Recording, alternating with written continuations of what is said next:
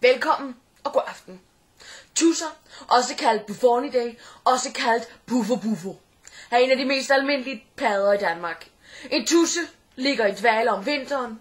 En voksen hundtusse kan blive op til 10-12 cm lang, hvorimod en hantusse kun bliver 7-8 cm lang. Og her er vores Bufo. Og her har vi så vores allesammen kære Bufo. Frøer, eller tusser, som der er en væsentlig forskel på, som Bufo, spiser snegleæg og orme, og de lever både på vand og i land. Omvendt. Men tusser som Bufo tør desværre meget nemt ud, så vi skal lige give ham lidt fugt. Og da tusser ånder via lunger, så kan de sagtens holde vejret. Hold vejret, lille skat. Lidt mere. Og vi kigger lidt nærmere på Bufo. Forskellen på tusser og frøer kan ses ved, at tusser har mere kluntede bagben og korte. De har til gengæld lidt længere tæer, men vi kan jo alle sammen have små fejl. Bufo er meget blød og elastisk og dejligt fugtig. Og hans øjne, han har de smukkeste øjne. Det er lige før man kunne kysse ham.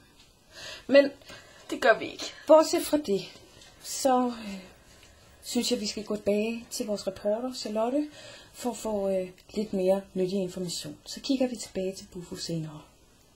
Tusser lever, hvor der er sumpet, hvor den er kamufleret, fordi den ligner jord, og det er jo sig selv rimelig øv. Den har ikke mange fjender, men den udsender en lugt, så den ikke bliver angrebet. Dens værste fjender er dog storken og snogen. Hvis den føler sig truet, rejser den sig på alle fire og puster sig op. Lidt ligesom den maskuline del af en menneske. Ja, måske ikke maskuline del, men manden. Selvom den også har maskuline dele. En tusse har en lang tunge, som den kan fange sin mad med. Et sidste farvel til vores kære ven Bufo. Tak for denne gang, og tusind tak, fordi du vil hjælpe os til vores viden om tusser. Vi ses!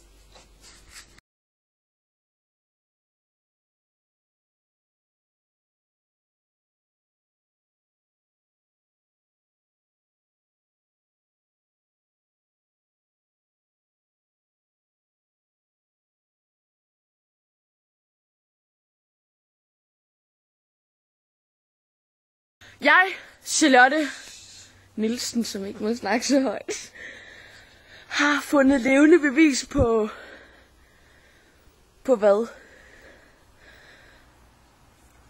På frøer. Jeg ved ikke, om det er en frø eller en tusse. Okay, be prepared. Da. Okay, den gik lige stå. 2 sekunder. Da-da-da-dam. Da-da-da-dam. Den bevæger sig. Den bevæger sig. Kan du bevæge dig lidt mere? Det går! Klam! Du får en 10. Den filmer dig. Sig noget, min skat.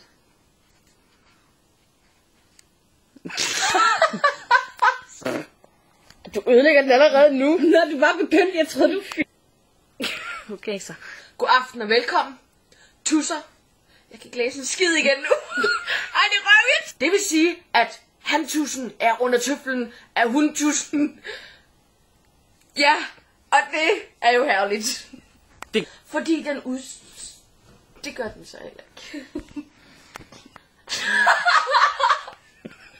Svær for helvede.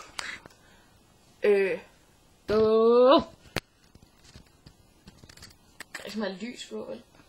Ej, jeg er lige for stivt, ja. Men dens værste fjender er dog storken og snogen. Skid for det, skid. Dens værste fjender er dog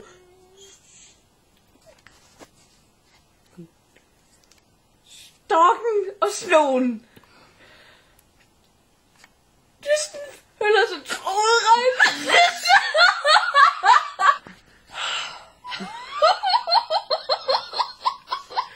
Vi filmer. Kom så. Ja, du. 3, 2, Ja. 1. Dysten lever, hvor der er sunket. Og et sidste farvel til vores kære ven, Bruno. Det hedder den sgu da ikke.